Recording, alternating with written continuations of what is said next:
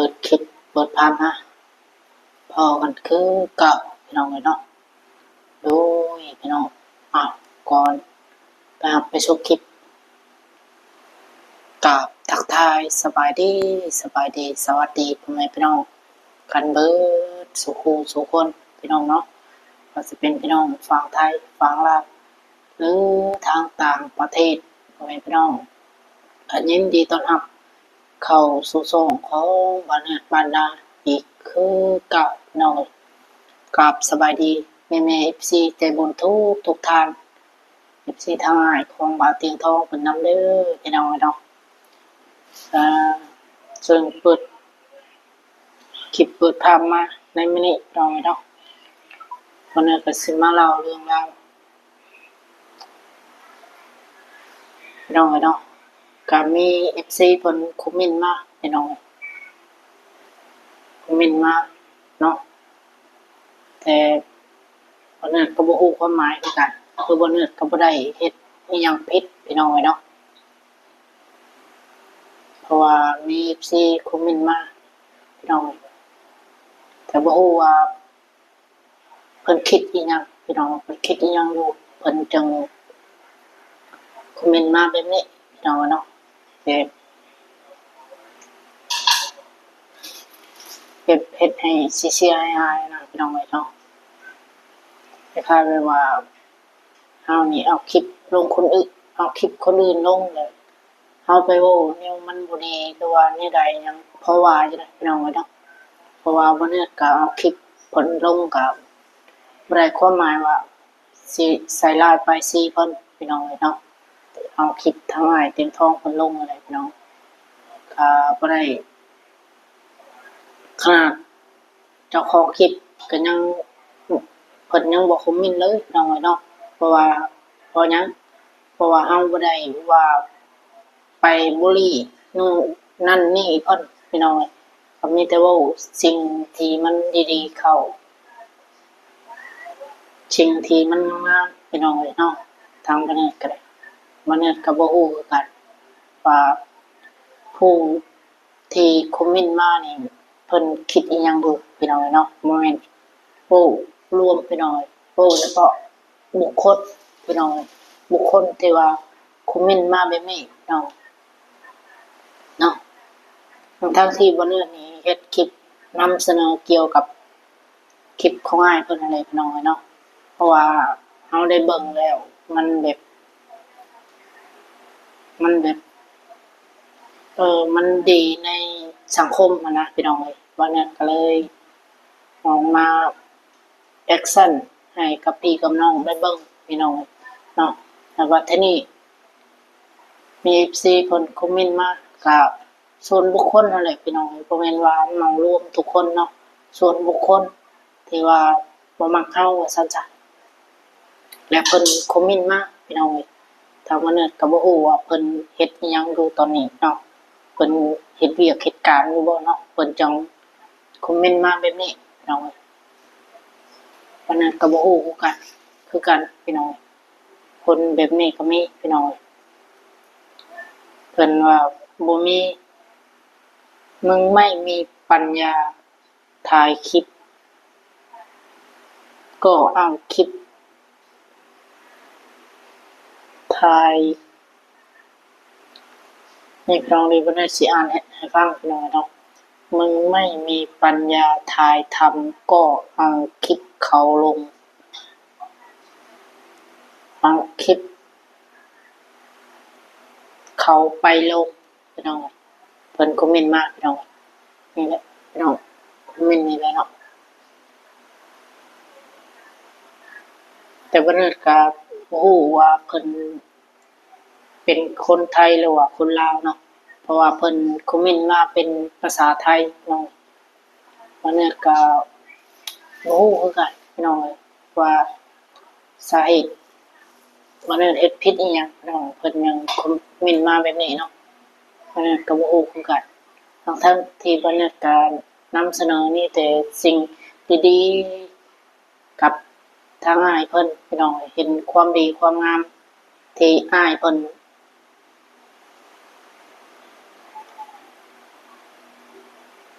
เฮ็ดมาพี่น้องเอ้ยเนาะทางบ้านเนิดก็เลยแบบอยากเฮ็ดตามพี่น้องเอ้ยอยากให้มันมี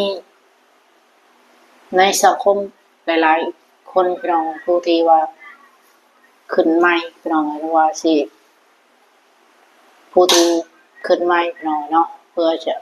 ให้เพิ่นนี่บางทีเพิ่นก็เพราะนั้นเนาะพี่น้องเอ้ยบางทีเพิ่นอยากช่วยเหลือก็อาจจะเป็นรุ่นใหม่ขึ้นมาอีกพี่น้องเอ้ยเนาะอันนี้ความคิดของมันเนี่ยพี่น้องเอ้ยเพิ่นเนี่ยก็บ่ฮู้ว่าเพิ่น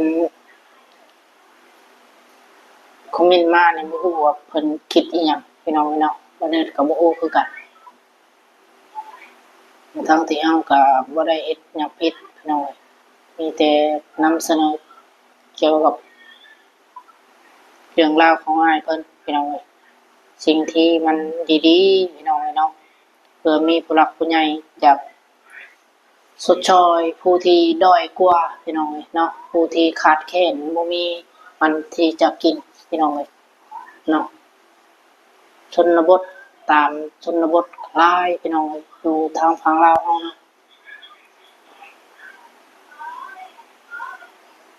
เออว่าเนี่ยก็ท้อเลยพี่น้องเอ้ยเนาะเมื่อลงคลิปไปก็มีเจอคอมเมนต์แบบนี้พี่น้องก็คิดท้อพี่น้องจังได๋ได้พี่น้องเอ้ยแต่ละมื้อก็พอเลิกเวียกเลิกงานมาก็เมื่อยแน่พี่น้องเอ้ยเนาะแบบมาเจอกับเห็นกับคอมเมนต์แบบนี้เนาะมันก็เมื่อยตื้มอะนะพี่น้องบ่มีกำลังใจเฮ็ดคลิปว่าซั่นซะเนาะมันก็รู้สึกว่าท้อถ้าว่าบ่อยากเบิ่งเฮาเนาะถ้าว่าบ่มักเฮาก็แค่เลื่อนผ่านเท่านั้นพี่น้องก็แค่ยกเลิกติดตามถ้าว่าบ่มักบ่ต้องมาคอมเมนต์บ่ต้องมาแซะอิหยังพี่น้องเนาะถ้าว่าคนบ่มักเฮาอันนี้แบบโอ้คอมเมนต์มาแบบจุกเลยนะพี่น้องเนาะบ่เนิดก็บ่จักคำสิเว้าจักคำสิว่าพี่น้องก็มีแต่ประมาณนี้เลยพี่น้องเอามาเว้ามาว่ากันเพราะว่าเห็นคอมเมนต์แล้วมันเว้าบ่ออกพี่น้องจุกเลยเท่านั้นก็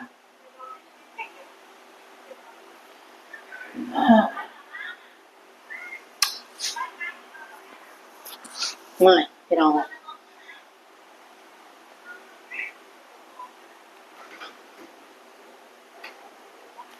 พี่น้องก็สิมีประมาณนี้เลยพี่น้องเนาะ